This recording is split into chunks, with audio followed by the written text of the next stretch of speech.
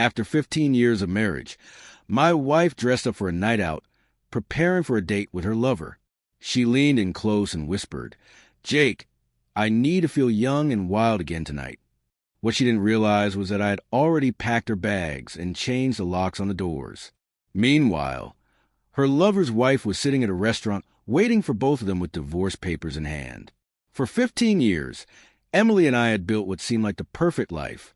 We had raised 2 children, shared laughter over family dinners, and weathered the ups and downs of marriage. But lately, things had started to shift. What was once familiar and warm had become distant, almost secretive. Late nights at work, hushed phone calls, and the glow of her phone screen at odd hours replaced the quiet intimacy we once cherished. I noticed a change immediately. I had always been attentive, and Emily's behavior didn't go unnoticed. When I asked her about it, her responses were vague, filled with deflections and half-truths.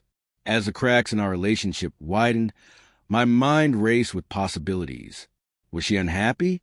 Was I losing her? Rather than confronting her outright, I convinced myself it was just a rough patch, something we would work through like we always had. What I didn't realize was that Emily's need to feel young and reckless again was about to lead us both down a path of betrayal, heartbreak, and a shocking twist that would alter our lives forever. As I continued to observe the subtle shifts in Emily's behavior, my suspicions deepened. She spent more time on her phone, often smiling at messages she never shared. She began dressing up more frequently without offering any real explanation. These small changes gnawed at me, but the tipping point came one evening when I overheard a conversation. The words were muffled, but the tone was unmistakably intimate. Later, I caught a glimpse of a message on her phone, a confirmation of my worst fears. Unable to confront her immediately, I found myself spiraling into quiet paranoia. I paid closer attention, taking mental notes of her behavior. Errands that took longer than usual, unexplained absences, hours of unaccounted time. Each observation pushed me further into doubt and dread. The more I watched, the clearer it became that something was terribly wrong. Left with no choice, I knew I had to uncover the truth, no matter the cost. Alone in the living room, I reflected on the 15 years I had spent with Emily, the love we had shared, the family we had built. The heartbreak was unbearable, but amid the pain, I resolved to stay calm and strategic. An impulsive confrontation would only lead to chaos. Instead, I decided to approach the situation with calculated precision. In that moment of clarity, I stumbled upon an unexpected revelation. Emily's lover was married, too. This realization sparked an idea. Rather than dealing with Emily alone, I reached out to the man's wife. I believed that by working together, we could uncover the full truth and hold both our spouses accountable. With a plan forming in my mind, I prepared myself for what was to come. My heartbreak turned into quiet determination as I set the stage for a confrontation that would change everything. Now that Emily's affair was undeniable, I put my plan into motion. I waited for the right moment, which arrived when Emily was upstairs getting ready for a date. Completely unaware of what was unfolding beneath her, she spent hours preparing, perfecting her look for the man she believed she was meeting, while I worked on my own preparations. I started by packing her belongings into suitcases, each item a silent farewell to the life we once shared. I placed them neatly by the front door, a final statement marking the end of our marriage. Next, I changed the locks on all the doors, ensuring that when Emily returned, this house would no longer feel like home.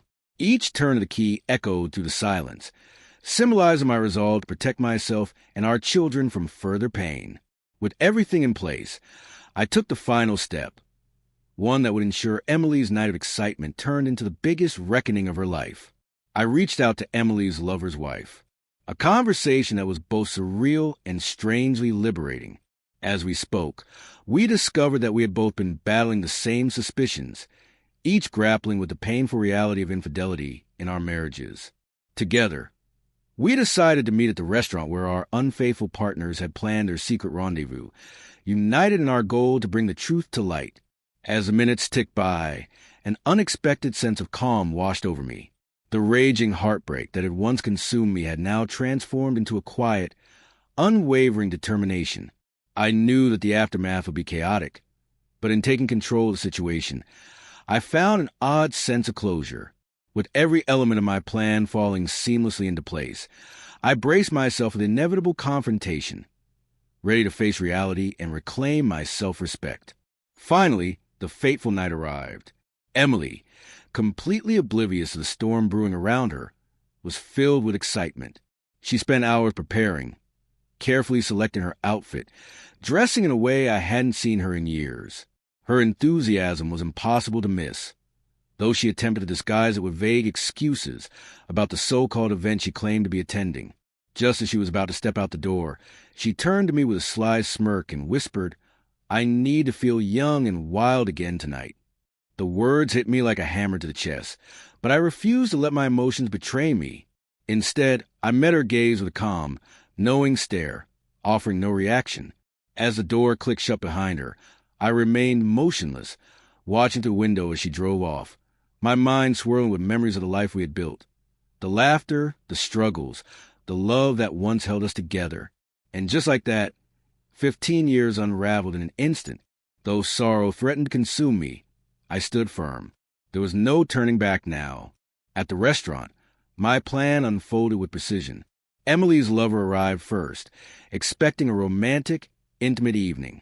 Instead, he was greeted by his enraged wife, who sat waiting, divorce papers in hand. Her voice, filled with fury, cut through the restaurant, drawing the attention of nearby diners. What was meant to be a night of passion quickly devolved into a humiliating spectacle. Moments later, Emily arrived, her face glowing with anticipation. But the moment she stepped inside and saw the chaos before her, the excitement drained from her expression. She froze, watching as her lover was confronted by his furious wife, the dreamlike vision she had crafted for the night shattering in an instant. Reality crashed down on her with brutal force. What was supposed to be a thrilling escape had turned into a very public nightmare, with her at the center of it. As Emily's world collapsed in the restaurant, I remained home, waiting in silence. I knew that before long, she would return to find her suitcases neatly stacked by the door and the locks on our home changed.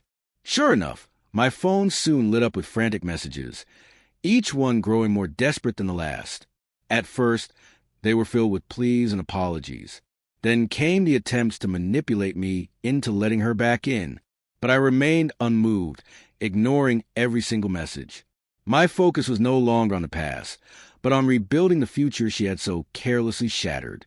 Though the pain of betrayal still lingered, I realized that this moment marked the start of life without deceit, without the weight of lies, and without the person who had shattered my trust. Exposing Emily's infidelity wasn't about revenge. It was about reclaiming my dignity. It was about finding closure, about refusing to let betrayal define me. Though I had lost 15 years of marriage, I had gained something far more valuable: the freedom to start over on my own terms. Sometimes, the harshest truths lead to the strongest resolutions. Betrayal may break you, but in the end, it also sets you free.